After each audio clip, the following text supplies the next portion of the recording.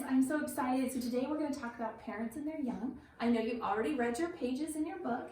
And so the first thing I want to do is I want to read you Genesis 1:11 from the Bible. Okay? It says, "Then God said, let the earth bring forth grass, the herb that yields seed, and the fruit tree that yields fruit, according to its kind, whose seed is in itself on the earth."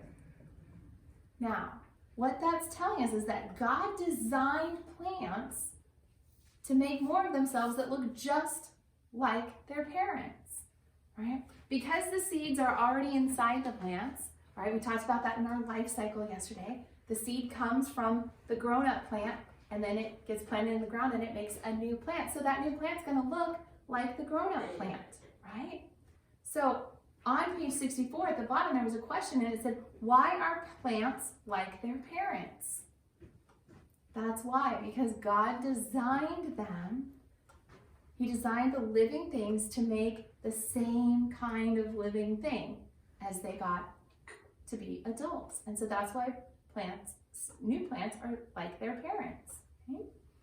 On page 65, we talked about unwanted plants, right? Weeds. Anybody there, any of you guys actually have a garden?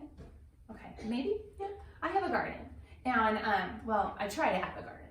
But I sometimes get a little behind on the weeding, which isn't great. And so then I have the same kind of problem that they talked about here. So what was your solution? How would you get rid of the weeds that are growing in your garden without hurting your other plants? What would you do? Some people say, spray a weed killer. But my problem with that is if it's gonna kill the weeds, it's gonna kill my vegetables too. And I don't want that. And I don't want it to kill a plant that maybe I like. So I don't like to use weed killer. What I have to do, in a way that's being a good steward of everything, right? Plus weed killer isn't that healthy for people either. So I actually have to go out and pull the weeds with my hands. I wear gloves. I like gloves. And sometimes I gotta use a little shovel and dig them out. Okay, and that's part of being a good steward of my garden and taking care of what God's entrusted to me. But it's also a way to get rid of those plants that I don't want so that my plants that I do want, my fruits and my vegetables, can grow big and healthy and have plenty of space. Because of course plants need plenty of space to grow, right? Okay, good. I'm glad you guys got that. All right, so now let's talk about our activity manual. You're gonna do page 53 and 54 to start. And so you'll notice what goes at the top of every page. That's right, our name. Now, you get to create a Venn diagram. Now remember, we've talked about these in math, right? A Venn diagram is where you have two groups that you're comparing.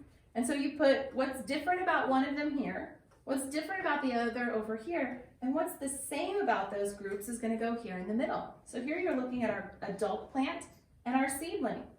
What's the same about them? Write that here in the middle. What's different about our seedling? Put that over here. What's different about our adult plant? Put that right there. Okay. Then you're going to turn it over. Okay.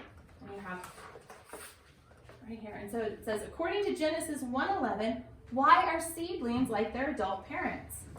We just talked about that. So that's easy. You guys got that. Here you have two different adult roses, but they are different. They're both roses, aren't they? But some of them are, but there's some differences and there's some things that are the same. So you need to write one thing that is the same or alike for both of our plants and one thing that is different about both of our plants on the lines, okay? Then you're gonna also tear out page 55 and 56. And this is just a review of our plant chapter. And so I'm gonna ask you to answer all of these questions. So what goes at the top? Let's write your name, okay? And then mark the answer. Remember, we fill in our circles neatly and completely. For number 2, 3, 4, and 5, you're going to fill in the blanks using these words right up here, and they have the picture of our plant life cycle here to help you. You're going to turn it over on the back. I have to sneeze. Excuse me. Don't worry, I'm not sick. It's just allergies. Okay. So then number 6, it says draw a line from the parent plant to its offspring. Offspring is a big name for kid, okay, for its child. So this is the parent plant. Which one of these would be this parent's seedling? Okay, what would be the seedling that goes with this parent? Okay. Write or mark the answer. So again, you're going to read your questions and you're going to fill in the correct answer by filling in the circle. We fill in our circles how?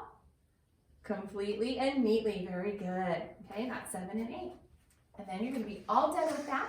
Now remember, you guys are still my little scientists, so you're going to do a good job of doing some science around the house this weekend. I want you to see what you can observe. Remember, when we observe, we use our senses to learn about something. So I want you to go outside in your backyard and see if you can find a plant, any kind of plant, and what can you observe about that plant. Have some fun with that. What does it smell like? What does it look like?